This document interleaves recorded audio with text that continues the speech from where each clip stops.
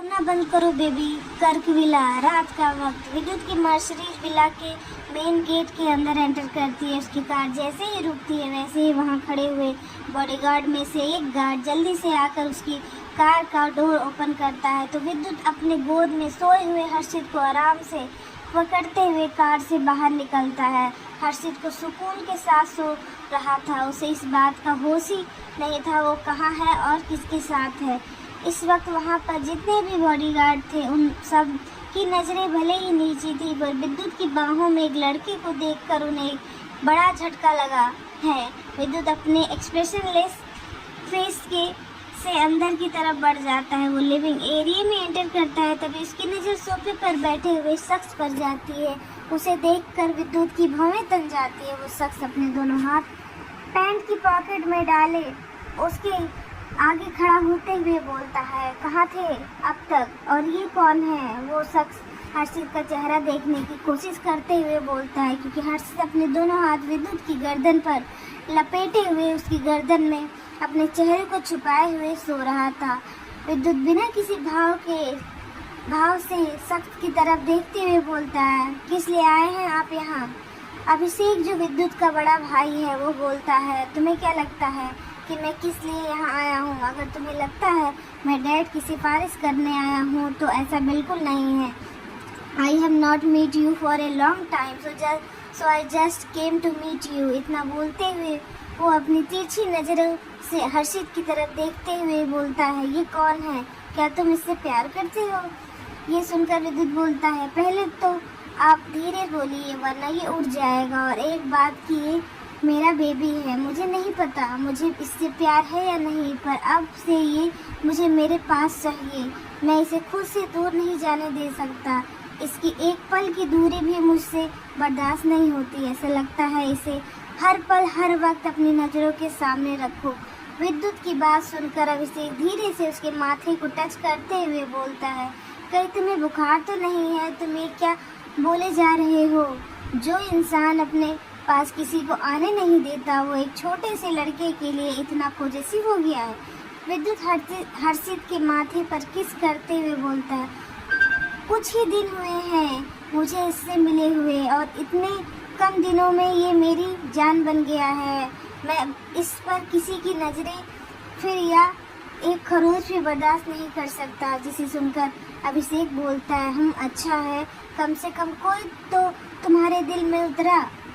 अभिषेक की बात पर विद्युत कहता है, हाँ, जो मेरा जुनून बना है उसको कभी मैंने खुद से दूर जाने नहीं दिया, भला चाहे वो इंसान हो या फिर सामान हो। उसकी बात पर अभिषेक निराशा से अपनी गर्दन हिलाते हुए आगे बढ़ता है। तभी उसकी नज़र हर्षित के चेहरे पर जाती है तो अभिषेक की नज़रें उसके चेहरे पर ठहर सी जाती है। विद्युत उसे घूर कर देखता है। अभिषेक हंसते हुए बोलता है, हाँ, नहीं देख रहा हूँ उसे, पर जो भी हो, दिस इज सो क्यूट यार। इतना बोलते हुए वो बाहर की तरफ चला जाता है। विद्युत एक नज़र उसे देखने के बाद ऊपर रूम की तरफ चला जाता है। विद्युत हर चीज़ को लेकर रूम में जाता है तो उसे बेड पर सुलाता कि तभी उसे कुछ याद आता है। वो खुद से बोलता है, नहीं, अगर मैंने इसे ऐसे सुलाया तो उसकी बॉडी में वैसे भी पेन है, फिर इसे और दर्द होगा। इतना सोचते हुए वो हर्षित को बेड पर पेट के बल लेटा देता है और उसकी पेट के नीचे एक सॉफ्ट पिलो लगाकर उसे बेडशीट से कवर कर देता है। वहीं किसी नरम चीज़ का एहसास होते ही हर्षित उस पिलो को कस के गले लगा लेता है तो विद्युत की आईब्रो आपस में जुड़ जाती है, जैसे उसे उस पिलो से भी जलन हो रही हो। वो अपने दांत पीसते हुए खुद से बोलता है, ये इसे इतने प्यार से गले लगाकर ऐसे सो सकता है, कैसे सो सकता है? इतना बोलते हुए वो एकदम से पिलो खींच लेता है। आह, तो हर्षित की एक सिसकी निकल जाती है। उसकी दर्द भरी आवाज़ को सुनकर विद्युत को अपनी गलती का एहसास होता है और वो जल्दी से पिलो को वापस से उसके पास रख देता है। विद्युत उसके माथे को चूमते हुए बोलता है, सॉरी, गलती हो गई, तुम आराम से सो जाओ बेबी, और जिनकी वजह से मेरी जान की आंखों में आंसू आए हैं उसका हिसाब भी तो लेना है मुझे। इतना बोलते हुए वो तेज कदमों से रूम से बाहर निकल जाता है। थोड़ी देर में विद्युत बेसमेंट में एक किंग साइज चेयर पे पैर रखकर बैठा हुआ था। वो अपनी सर्द नज़रों से सामने बेहोश पड़े हुए दो इंसानों को घूर रहा था। वो अपने पास में खड़े हुए बॉडीगार्ड से बोलता है, होश में लाओ दोनों को। उसके इतना बोलते ही वो बॉडीगार्ड उन दोनों के ऊपर ठंडा पानी डाल देता है जिसमें कुछ आइस क्यूब्स भी थे। उसके ऐसा करते ही वो दोनों होश में आकर अपना सिर इधर उधर करने लगते हैं। एक पल के लिए उसका दिमाग काम करना बंद कर देता है। विद्युत एक सिगरेट जलाते हुए बोलता है, वो तुम ही थे ना जिसकी वजह से उसे दर्द हुआ था। विद्युत की बात पर संजय बोलता है, मैं वो बस नहीं जानता, छोड़ दो मुझे। छोड़ दूँ? ऐसे कैसे छोड़ दूँ? तुम्हारी वजह से आज मेरी बेबी को हर्ट हुआ है, उसकी सज़ा तो मिलनी चाहिए। इतना बोलते हुए विद्युत एक सरकास्टिक स्माइल के साथ चेयर से खड़ा हो जाता है। वहीं उसे खुद की तरफ बढ़ता देखकर संजय डर कर पीछे खिसकते हुए बोलता है, तुम ये क्या कर रहे हो? दूर रहो मुझसे। विद्युत बिना किसी भाव के से उसके सामने पंजे के बल बैठते हुए बोलता है, वो हर एक इंसान जो उसे दर्द देगा उसका वजूद मिटा दूंगा मैं। इतना बोलकर वो संजय के हाथ को मजबूती से पकड़ते हुए अपनी कमर के पीछे छुपे हुए खंजर को निकालकर उसके हाथ के आर पार कर देता है, जिससे संजय की एक दर्द भरी चीख उस बेसमेंट में गूंज उठती है। वही खुशी घबराकर अपने दोनों हाथों को अपने चेहरे पर रख लेती है। उसे देखकर विद्युत हंसते हुए बोलता है, अरे अभी तो मैंने तुम्हारे साथ कुछ किया ही भी नहीं है और तुम अभी से डर गई।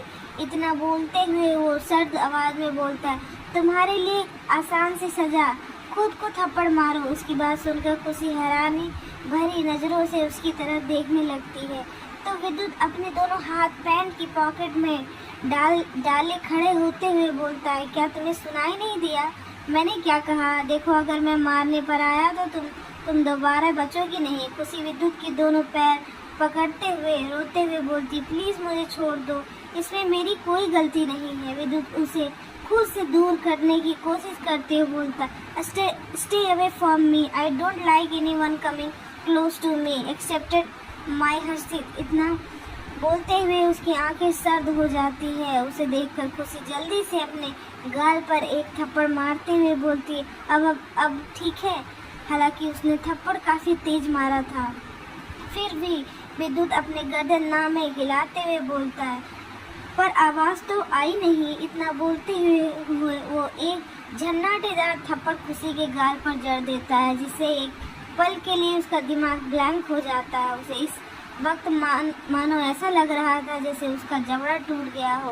वहीं विद्युत अपने हाथ को रुमाल से साफ करते ही बोलता है, आइंदा से उसे दर्द देने के बारे में सोचने से पहले मेरा जिक्र अपनी जहन में ले आना। इतना बोलते हुए वो बेसमेंट से बाहर निकल जाता है।